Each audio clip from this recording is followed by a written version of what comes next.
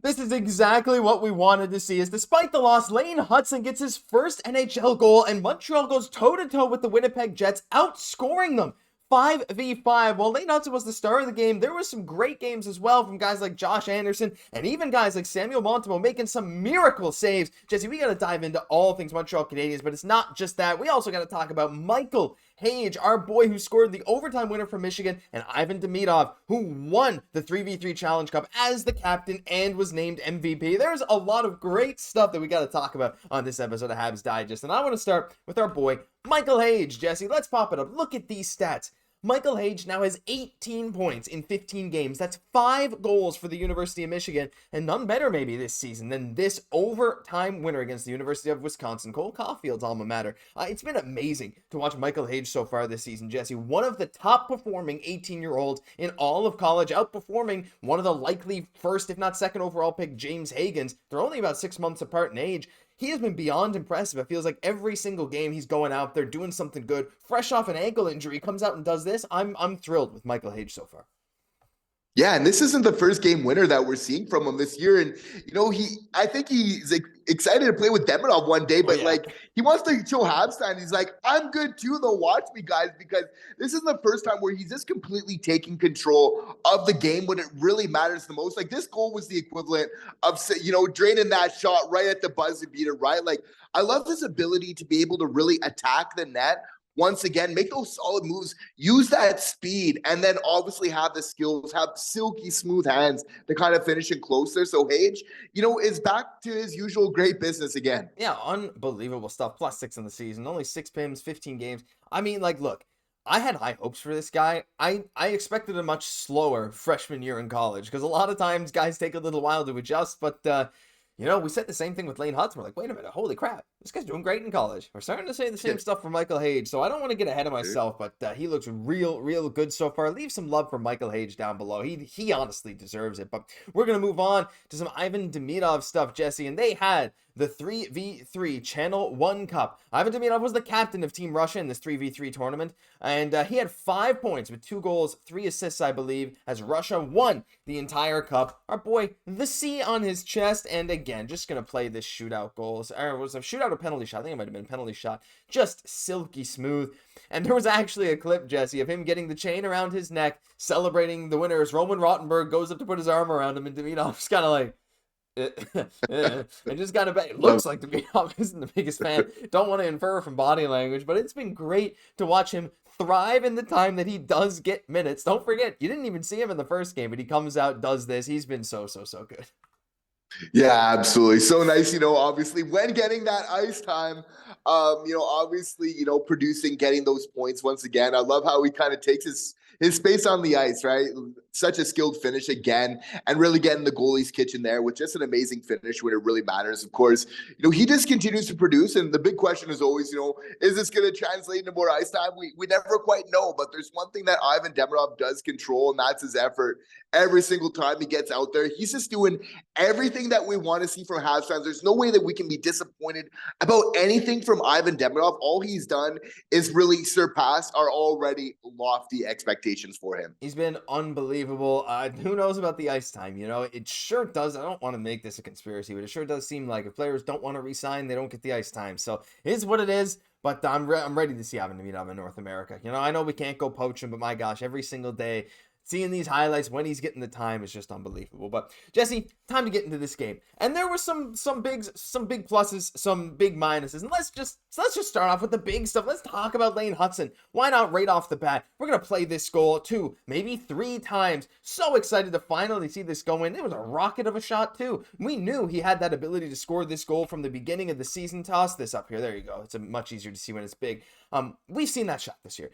He's had so many chances, and he finally pops one in the back of that. He's hit some posts. He's had people, I don't want to say steal, but deflect his goals, and he's had more than enough chances. He now has as many goals as Adam Fox. Just to put that into perspective, Adam Fox scored his first the other day. So I was going to say he scored before Adam Fox, but they both have 1 goal and a bunch of assists. My gosh, Jesse, his production has been so good. He was one of the only guys out there tonight that was consistently over and over again producing offense, and I have been thrilled to watch him play. Let's play that goal one more time.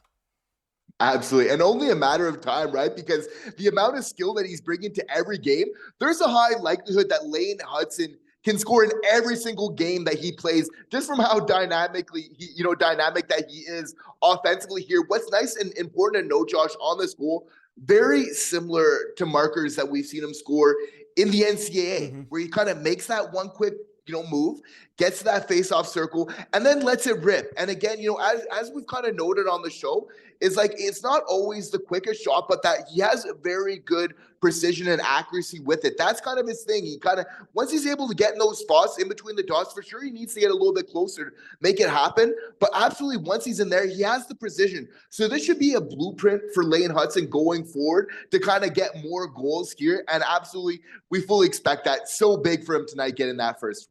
Lane Train is leaving the station. He finally got his first goal, Jesse. The floodgates open up. When the water's flowing, it's flowing. I can't wait to see some more stuff from him, not to mention the insane passes he had. You could have put together a full 5-6 minute compilation of stuff he did tonight. Some of the hezzy shakes he did. There was one insane backdoor pass to Caufield where Hellebuyck made an amazing save. Yeah. But let's talk about the game in general, because honestly, I is exactly what I wanted to see. Look, I didn't want to see a loss, so I suppose it's not 100% exactly what I wanted to see, but I wanted to see Montreal come out with a lot more effort, a more consistent. That's one word you were using before we talked about the video. I think a lot of Habs fans are saying that. A consistent effort from the opening puck drop to the end of the game, and that's something we saw tonight. And after Josh Anderson's goal, you got to watch Lane Hutson's again before we get to Josh Anderson's. But after Josh Anderson's goal, the effort level picked up beyond belief, which was unreal to see. And this team looked like they were playing with some urgency. There was a couple of defensive breakdowns, but after this play here, Christian Dvorak, who didn't have a great game, but still Josh Anderson did. Look, Monty was doing his best to keep him in this game with a save like this, but this right here is a microcosm of what happened. Monty makes an amazing save, and the penalty kill doesn't quite work in the power play. They score anyway.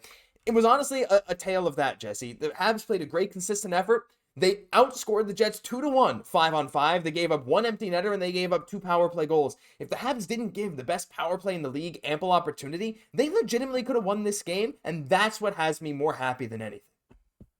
Absolutely. And again, it does come down to just taking a little bit too many penalties. We know that Montreal is the 3rd most penalized team in the NHL, and it's often taken those multiple, Caufield kind of takes one early. It's a little bit of a soft call. You can maybe kind of live with it, but then it's just knowing that situation where Devo's taken that second penalty on the 5-on-3, which of course they're able to capitalize on, which is a big difference. What's the special teams here was that, obviously they were able to take advantage of their power play chances, but overall just a solid effort, Josh, which I think was just so important for this team to kind of build on that, again, once, Anderson scored in that third, playing with so much speed. And that's really tremendous when we see that this Montreal Canadiens is playing with that, both with and without the puck. It's just such a difference maker, for this team. And the fact that they wanted to score, the fact that they wanted to tie it up, and I was just seeing that honest effort of we are trying to tie this game, where we're kind of bringing that solid effort. For me, it's just playing the game right, I think, is so important for a young team that's just looking to have something to kind of build off of as you're kind of getting those baselines, coming back from a tough game, and saying right from the opening whistle, you could tell that they wanted to put forth a much more of an honest effort. And so that's something to build upon here tonight against, a Jets team that is playing well this year. Yeah, one of the best teams in the league, and they have been for a while. And they actually just jumped back into first place in the league with this win. Minnesota took them over a few hours ago as they got a win earlier today. Then Winnipeg jumps right back. But yeah, Josh Anderson played a great game. It was a solid game all around. Slafkovsky back on the first line. Still a little rusty, still making some rough passes here and there, but overall I thought he looked better. He was their second most used forward tonight. But I want to talk briefly about Patrik Laine before we get to a special segment in the video. Monty I thought was good, fine. Not much he could do. A couple tough power play goals. What are you going to do? There was nothing that he let in that was weak. But Patrik Laine, Jesse, he had so many opportunities. There's one power play I wish he shot more, but he had 7 shots on goal. All of them legit scoring chances. That's what I found so crazy. One-timers that are goals on almost any goalie except Connor Hellebuyck. Snipes, getting robbed by Hellebuyck left and right. Hellebuyck had his number, but this game from Laine, even though he's still maybe not as comfortable 5-on-5, losing the puck in his skates, when he gets a shot, there's a reason he's so lethal. This guy looked unreal when he had the puck on his stick. Absolutely. And Laine coming within inches of us being able to kind of tie this game here tonight. It really was that close. We saw that one shot where he had on Hellebuyck. It then kind of flies in the air, and Hellebuyck's kind of able to kind of swat it down. I swear, if Slav had his chance earlier too, as you alluded, like if that puck is just bumping off his head, his chest a little bit harder, like that is going into the net. So this game was very close. Hellebuyck made an amazing save, on Caufield earlier on that amazing seam pass, which we're starting to expect from Lane Hutson there. Absolutely unreal. So we were so close to really having this done tonight. But again, we do need a little bit more of that goal scoring. I think, the big takeaway is what could Montreal do to improve on a solid game overall. And again, it was by playing a much simpler game, knowing when to get the pucks in deep, obviously getting there on the forecheck. It's obviously not rocket science of what the Habs need to do, but I think it's definitely taking a little bit less penalties there. It's kind of the big one, but obviously we need a little bit more of that goal scoring as well to kind of take us over the top there. Can't wait to see Lane Hutson some more. It's been really exciting watching him play. But Jesse, there's one final thing we want to get to in this video. Only about a minute left. Maybe we should have done this earlier. Doesn't matter. New segment on the channel. So for all of you loyal viewers who are watching right till the end of every single video, you probably know what this is. And I don't know hold on. I don't want to destroy anything here. You probably know what this is. This is the Good Luck Mitchell Stevens stick. This is an official game-used Mitchell Stevens hockey stick. Why do I have this? It's none of your business. Jesse, this is going to be the inaugural Mitchell Stevens Player of the Game award. And as we hold the Mitchell Stevens stick up high, the player of the game that we decided tonight is our boy, Lane Hutson. There will be more. We will get an animation for this coming. Lane Hutson's the Mitchell Stevens Player of the Game. Jesse, there's going to be many, many more of these to come, but he's the inaugural winner, and I think, to be honest, that's a bigger honor than scoring his first goal. Absolutely. It's a highly coveted award, but Lane Hutson definitely really deserves it tonight. Obviously, he's been putting in that work for a long time. It's kind of the monkey off his back now, but it's just a culmination of just so many good things that he's been doing in the offensive zone. If you're just creating that many chances, we see, what he's been able to do by just really getting on the board in terms of points, right? But he can be that type of goal scorer as well, but it's about him finding the spots. The thing about Hutson is that he's processing the game every time. Like, this guy's like a hockey supercomputer. Every time he's just learning, okay, what can I do better? What do I do in this difference? He's just constantly adapting to the game in front of him every day, becoming better as a result. So definitely looking forward to seeing a lot more of that from Lane Hutson. I would expect him to have the most Mitchell Stevens Player of the Game awards by the end of the season. By the way, if you want to keep up to date on Mitchell Stevens, Habs legend, he's currently over 50. What is going on with the camera? Hello. He's over 50% on the dot for the Seattle Kraken since getting called up in 7 games. He has 1 assist. He's over 50% on the dot. He's playing 10 minutes tonight. He was 57% for Montreal last season. I'm just saying. Future Jake Evans replacement if he leaves? I don't know. You put that out there earlier, Jesse. I'm just saying. You never know. But this is the inaugural. If you stick around to the end of this video, like I know a lot of you do, I've asked this. What is my camera doing? That's probably been happening in this whole video. It doesn't matter. Whatever. Like a lot of you do. You stay at the end of the video. I've asked you before. Put a number 4, whatever. Today, just name your Mitchell Stevens Player of the Game award. That's all. It's all I want to. It's what in the world? Everything's going crazy here. We got the thumbs ups coming up and everything. Leave your award down below. And for anyone that doesn't watch to the end of the video, I want you to confuse the crap out of them with the amount of mentions of Mitchell Stevens in the comments. So just put something with Mitchell Stevens in it. This is happening. It's the Good Luck Stick, the Player of the Game award. Can't wait to see it down below. That'll do it for this episode of Habs Digest. If you enjoyed, leave a like, comment, subscribe to the channel. Thank you all so much for watching, even if my camera decides it never wants to focus. I'm Josh Gosse, my co-host, Jesse Poirier. We'll catch you in the next one.